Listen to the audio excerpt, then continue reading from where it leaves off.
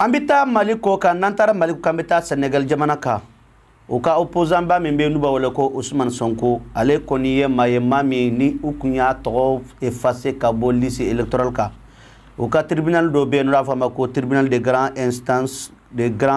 instance a koni kera tribunal emiya anyini jeudi temene ndo ye kalomi nambo kono ndo décembre kalo ye wotle tanani aya nyini ka foko Ousmane Sonko ka ga segi lisika o kera sababu ye sababu minato aka chedon munumba kofe aka parti kono munu tora kofe parce que Ousmane Sonko era ka fo na ka be kasola abi sanfla kasola amfla watimina Ousmane Sonko aka maukoni anayere bibina sa nisonja okoni beka ye unyeda ka parce que ya jira ka foko uliye se soro maksal na ka mirna na ka hakilna uka yawo ale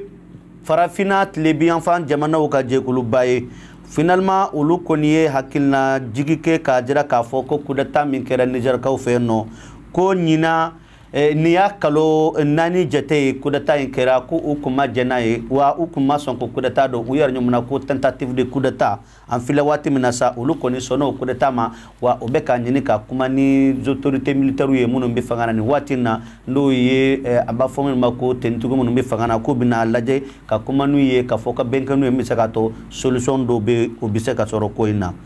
jetemena ko ni ajira ka fo ko CEDEAO ko nyani wati do la ka intervention militaire ke Niger jamana ka wala saka Mohamed Bazoum ko sigi fangana ko ni manye soro CEDEAO mo fe wode kama uyani ni sisanko obina benkan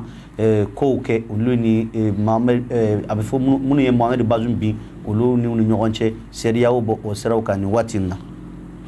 Namora CEDEAO ambita jamana warau kando ye Afrique Centrale fanfale jamana ye ibina ye organisation min duba wala ko CEEC au ka donc afoko ulu fana ye nyongori ke kanyesi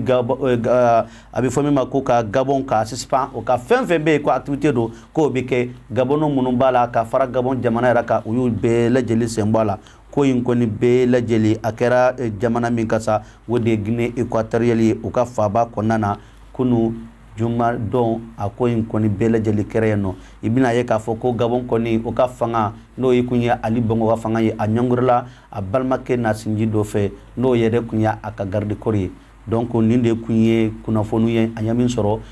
jamana ko ka aka hakili jigi fana ka foko RDC ka fe no ni watina election koni beka labe mimina ke inafo tour follow na fo mako permettre o ko ni bena ke Congo ka fe no ni wati na bela jeli nyebo ko la candidat ko ni kacha fo ka damateme don na tawla amina beaucoup to bela jeli de awma ndala ka je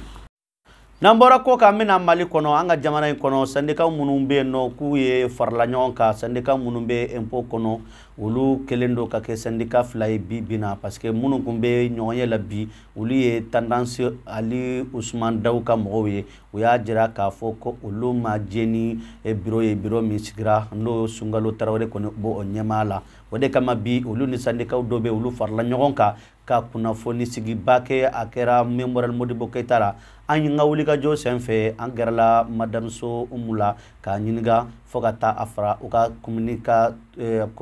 fomna ko chargé à la communication lu ko kuma laselaye Sidi Salam Diallo angerlo frana ka nyiniga angaje angu ko kuma kan lame nyon fe Madame So Moussirbi, agent des impôts, membre du Centre. Alors, bi aw bi ñoyé la aw muso le impôt muso précisément aw bi ñoyé la ñoyé ku ñume ñoyé ku ñumi en camarade sinanogo nelen serama comme la point de conférence que donc on a les mecs à accompagner comment ay ñokon kanyi donc en bébé ko kili no fait sentat kono ci ka banki donc en beaucoup yo so na injustice ma kono ko combattre aw be yere comme na fo injustice keraw lawa bon ama yere o kono parce que bureau kan sigi sera fait asima ka sera fait tato ko make kelin donc au lieu que sentat kana ka superviser sentat na bureau de imposer en kan impôt kono bon impôt base dun be mun fait mun non fait amo soro donc o de la ma fo ama yere ya kono donc aw yere bureau be bibina aw ni base auto yere do base kon ta fait so ta fait centre ta fait la preuve n'est que depuis sigira uma se ka ta direction na uma se ka ta centre la uma se ka ta région na non yoro koni direction drone du Alors aw yɛrɛ bolo sentari ye nin kɛ aw ɲɛ bɛ jɔn de tigɛ la a bɛ fɔ min ma ko main invisible aw ɲɛ bɛ jɔn de tigɛ ja la nin ko in kɔfɛ. Sentari ye mun kɛ an bɛ se ka fɔ sentari tɛ parce que nin ko in bɛ impôt kɔnɔ an yɛrɛ de ɲɔgɔn cɛ yen nɔ a bɛnbaliya n'a fɛn bɛɛ bɛ impôt kɔnɔ yen nɔ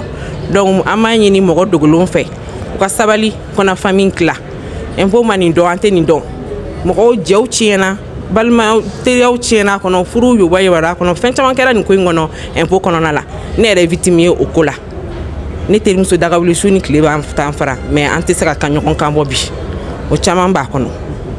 donc n'a y'a faamu nin ko in kɛra sababu ye ka gɛlɛya la don impôt kɔnɔ wa. bon gɛlɛya donna a kɔnɔ mais alhamdulilayi an bɛ se ka fɔ k'an bɛ k'a gérer parce que n'a ma ɲɛ an bɛ ɲɔgɔn ye don o don an bɛ mun kɛ bureau la an t'o kɛ so an bɛ diyagoya an bɛ ɲɔgɔn kun donc an b'o kun kelen kɔnɔ an bɛ wageya la ɲɔgɔn na sinon alhamdulilayi bi ni kɔrɔlen tɛ kelen quoi je veux dire. madame So est-ce que welekan dɔ b'e bolo ka ɲɛsin impôt agent bɛɛ lajɛlen ma wa. ne bɛ mun fɔ impôt agent ye nin man ɲi an ni ɲɔgɔn cɛ an ka ɲɔgɔn minɛ anw bɛ recette ɲini de kɛ n'a fɔra k'an ka fɔ ɲɔgɔn kɔ a dun routine ninnu an bɛ ɲɔgɔn sɔrɔ yɔrɔ dɔ la ni nin gestionnaire yɛrɛ o ye baara kɛ a bɛ taa di dɔw ma baara bɛ yɛlɛ yɛrɛ ten fo ka taa se recette yɛrɛ sɔrɔli ma donc n'a fɔra e bɛ taa i ka baara kɛ ka di mun ma e n'o tɛ kuma e n'o tɛ fɛn t'aw cɛ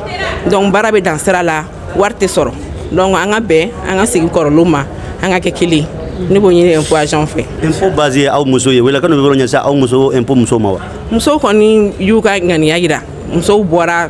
combien de fois an taara direction na an taara ministère la an taara fo sanfɛ ka taa an ka mécontentement jira k'a jira ko mun b'an kunna an ma d'an ye donc an ye sira caman taama sentade yɛrɛ bɛ se k'o ye an ye taali min kɛ a ka ca ni siɲɛ 3 ye donc musow bɛ mun dɔn u ko o d'an ma an ka sigi an ka baara kɛ impôt fanba bɛɛ ye muso de ye ni nana an ka centre la musow dɔrɔn de bɛ yen nɔ donc olu de dun ye baarakɛlaw ka yɛlɛ sanfɛ mɔgɔw ta ye signature fɛn mais baara bɛ daminɛ duguma de ka yɛlɛ. welekan dɔ bɛ bolo ka ɲɛsin direction ma wa. ko direction kɔni an bɛ an ka directeur fo nin yɔrɔ la a mana kɛ cogo cogo an mana s'a ma a b'an lamɛn donc an b'a fo nin yɔrɔ la hali bi a k'i cɛsiri bɛnbaliya min bɛ yen nɔ hali ka kɛ sababu ye k'a ban pewu donc syndicat ka sigi a nɔ la cogo la mɔgɔ bɛ mun fɛ o ka segin an kunna an ka jɛ ka baara kɛ. aw jamu. Ali Ousmane Daw. Docteur Ali Ousmane Daoudé, oh, Sidi Salam Diallo. Né secrétaire à l'information et à la communication de la section syndicale des impôts. Nous sommes section militaire. Alors, il y a Bamanakan et Touaboukan, il y a intervention de Touaboukan, il y a Kumadofo par rapport les liens entre politique et le syndicalisme. Qu'est-ce que vous avez voulu dire en réalité en Bamana? Ok, il y a une jaranye. Il y a un fort Touaboukan, il y a un Bamanangana politicien qui sénégalais qui fait un là. Bon, ne cap matin à charia de dos. Et charia muno abe sentat ni bien thème ga statut et règlement kono. Moko ni be parti politique là. Imanga ke syndicat secrétaire comité no comité mouye c'est-à-dire section a bolo fara munu me aga service dawla. Imanga ko nyamoye. Non imanga do syndicat re kono. Bon, ne ga pumate me segaka. Statut et règlement Sentad and INTM abo ode kono ne ga kuma kante o ni a jatemne o de be an fe bi impôt kono do be ne tena mo to fo mais be donné nous o ko mu secrétaire général bi c'est simple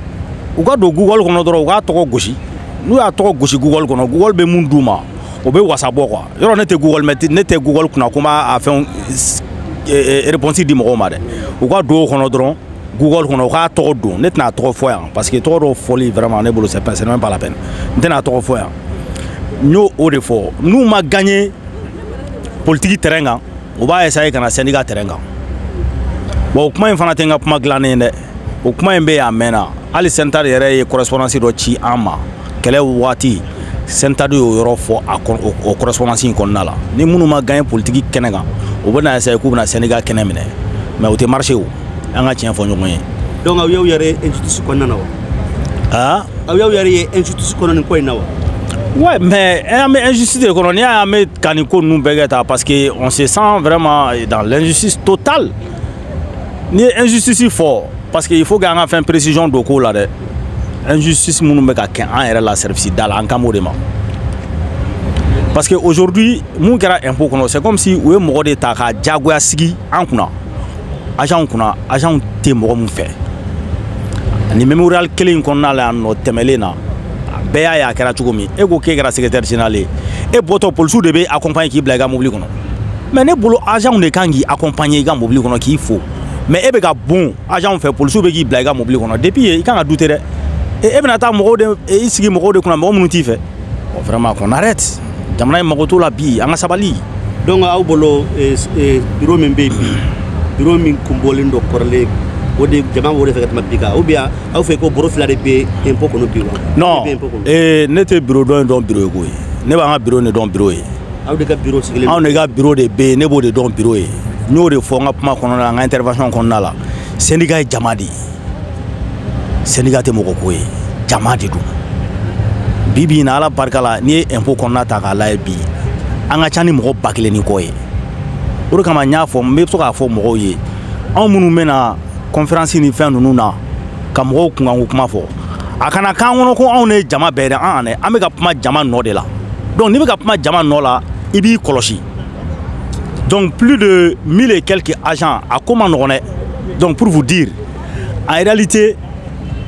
syndicat ye jama ko ye n bɛ segin o kan hali sini jama de don ni jama b'i fɛ y a pas de problème mais ni jama tɛ i fɛ e bɛ fɛ ka na i ka sariya imposer mɔgɔw kunna diyagoya la an bɛna lajɛ kɛ n ye mun fɔ mɔgɔw ye a bɛ k'i kɔnɔ k'i puissant don k'i bɛ se diɲɛ ko bɛɛ la bi mais le temps est le plus puissant an ka laɲini tɛ dɔwɛrɛ ye kow ka k'a kɛcogo la syndicat bɛ taa tagabolo min na a ka taa o tagabolo la ka taa agents ka hakɛ fɔ ka taa agents ka hakɛ ɲini an b'o de dɔn syndicalisme na aw ɲɛ bɛ mɔgɔ dɔ de la nin ko fɛ wa mɔgɔ min bɛ ka mɔgɔ dɔ sigi aw kunna diyagoya la wa aw ɲɛ b'o la wa non n terikɛ ne ko i ma n k'an ka mɔgɔ tɔgɔ fɔ ko in fɛn dabila ne tɛna don détail la mais aw tɛ mɔgɔ ci soupçonné mon frère ne tɛ mɔgɔ ko la ne ko jama ka hakɛ de ne tɛ mɔgɔ ko la ni ne bɛ jama ka hakɛ nɔfɛ cɛ o cɛ y'i jɔ n ye fɛn fila don soit i bɛ taa ni ye ou bien n bɛ taa ni ye c'est très clair donc ne ko jama de n tɛna mɔgɔ tɔgɔ fɔ je n'ai rien contre personne Dieu m'est témoin n tɛ mɔgɔ si kɔ non rectificatif nin t'anw ka conférence de presse filanan ye an ye fɔlɔ de kɛ mais nin ye Sinayogo ta organisé len de ye Sinacom a y'an wele k'an ka na fara kan comme la dernière fois a fana farala an kan ta la donc an nana fara kan o de la parce que an bɛɛ kungilenna ye kelen ye donc c'est pour cela an ka hakilinaw fara ɲɔgɔn kan pour que ka se ka solution sɔrɔ problème minnu bɛ yen